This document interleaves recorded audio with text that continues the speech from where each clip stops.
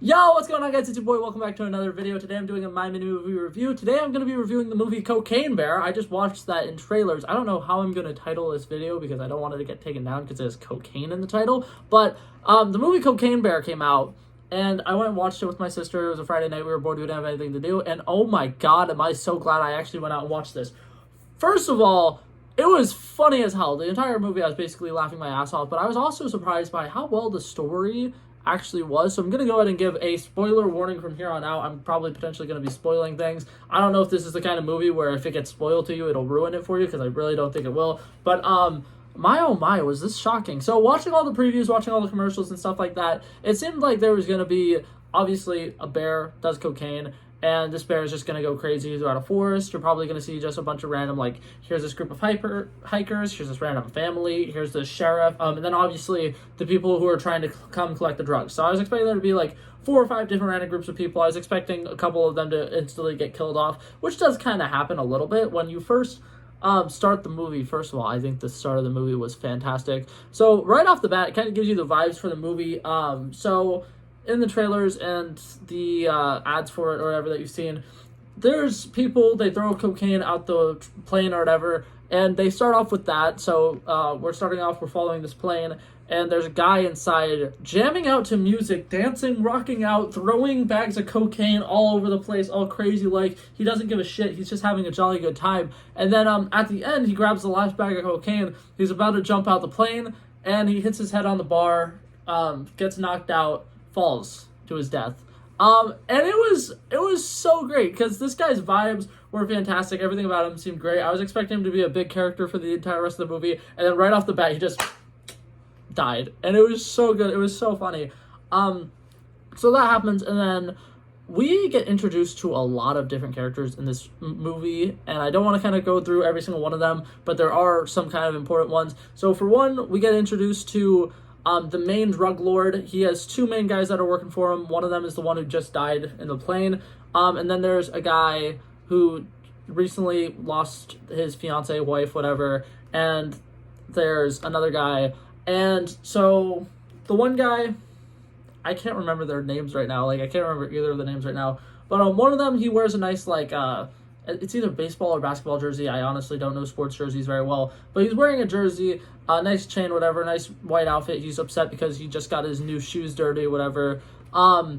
He gets sent to go get the one who's kind of mourning the loss of his wife and get him back in the game and be like, hey, there's this incident, there's cocaine, it's literally just in a mountain, just go get the cocaine, bring it back, it'll be easy, a win for us, whatever, it's fine. We meet this guy, we figure out he is mourning the loss of his wife. He's very sad, and his emotional issues that he's going through this entire movie is fantastic. I think it's one of the best plot points of the movie is how he's really sad and he's mourning, and then later he is having conversations with this little teenage guy who's just a little dick. But the teenage guy is just so nice to him, and they're just over here having good conversations about sometimes when you mourn people or whatever, you lose people, but you'll always find new people along the way that are really meaningful and can make a big impact on your life. And there were so many meaningful lessons in this movie that I was not fucking expecting. One of the lines that I really liked particularly was from this kid that was a punk, and he's just he's talking about how when his father passed away, his mom gave him a little lizard, and it was somebody for him to talk to. And what he says is, I'm trying to remember the exact quote because I don't want to paraphrase it, but I'm probably going to have to paraphrase it. He says, animals are good to talk to, but people, they're the good listeners. And that is so cute. It's so meaningful because he was talking about how he went from talking to his lizard and now he has these friends who are these other guys who are punks, these little teenagers that are just going along the trails and just robbing people and stuff like that, doing shitty things. There was a lot of funny things with that group of people. 2 of them died, fair warning. And it's funny because the guy who's walking around with these 2 drug lord guys doesn't know that his friends died, and there's a line where he says, oh my god, they're my best friends, and we're going to move to an apartment in New York together. And then it cuts to a shot of him like talking about his dream moving to New York with them, and then it shows his two dead friends next to him. One of them has a bullet in their head or whatever, and half of their head is missing, and the other one, their head was completely cut off, and they're just holding their head. And it is the funniest fucking cutscene I think I've seen in a really long time. And I watch Family Guy. Family Guy's got some good fucking cutscenes.